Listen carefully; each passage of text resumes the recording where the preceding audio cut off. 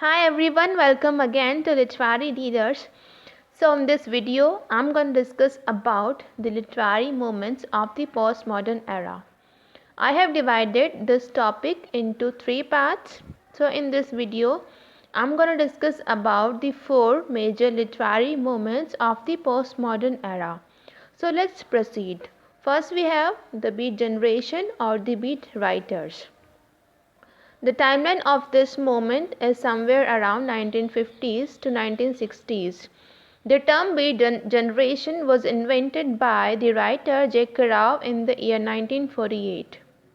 Now, beat generation or beat writers was a group of writers who shared a set of social attitudes and that were anti-establishments, anti-political and anti-intellectual.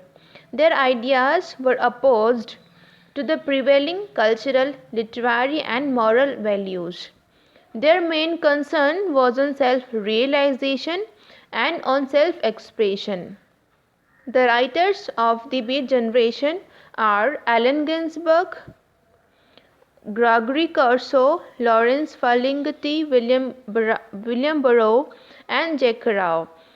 The example of beat generation writings are Ginsberg novel Hall published in the year 1956 and the novel On the Road by the writer J.K. Rao published in the year 1958. One more thing about these beat writers is that they were influenced by the romantic writers, as romantic poets were also focused on self-realization and self-expression.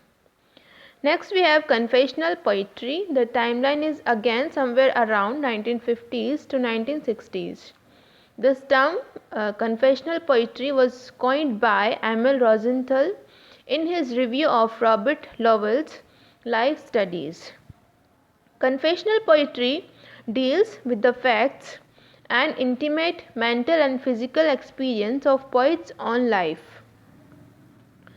Confessional poetry differs from romantic poems as confessional poetry deals with sexual experience, mental anguish and illness, and the suicidal impulses of the poet. The writers of confessional poetry are Allen Ginsberg, Sylvia Plath and Sexton John Berryman and W.D. Snodgrass. Next we have movement poets. The timeline is somewhere around 1950s. This term movement poets was coined by J.D. Scott in 1954, who was the editor of The Spectator. Now movement poets shared a common purpose. According to movement poets, the good poetry must be simple, sensuous, content and traditional and must be in a conventional and dignified form. The movement poets produced two anthologies. First one is Poets of the 1950s that was edited by D.J. Enright, and the second one is New Lines that was edited by Robert Conquest. The movement poets wanted to prove the importance of English poetry over the new modernist poetry. They rejected modernism, romanticism and metaphorical fireworks of the poets such as Dylan Thomas. The writers of the movement poets were Kingsley Amis, Philip Larkin, Tom Gunn, D.J. Enright, John Wayne, Roy Fuller, Elizabeth Jennings and Robert Conquest. Next we have Theatre of the Oppressed. The timeline is somewhere around 1950s to 1960s. The term Theatre of Oppressed was developed or coined by Augusto Boal, the Brazilian theatre practitioner Augusto Boal. Basically, Theatre of the Oppressed was a technique to motivate the audience. How?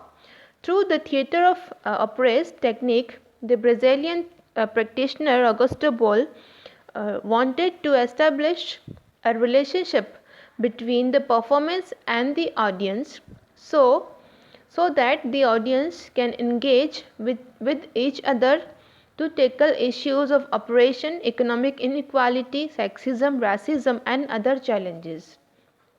Therefore, the Theatre of the Oppressed can best be understood as a collection of games and performative exercises that let people experiment with activism, resistance, and enacting real change in their daily lives. So, through the theatre of the oppressed, Augusto Boal wanted to create something educational, something which taught people to actively deal with oppression in their real lives and start a conversation. So, that's it for this video lecture. If you have any query, you can post your comments in the comment section below, and keep watching Literary Readers. Thank you.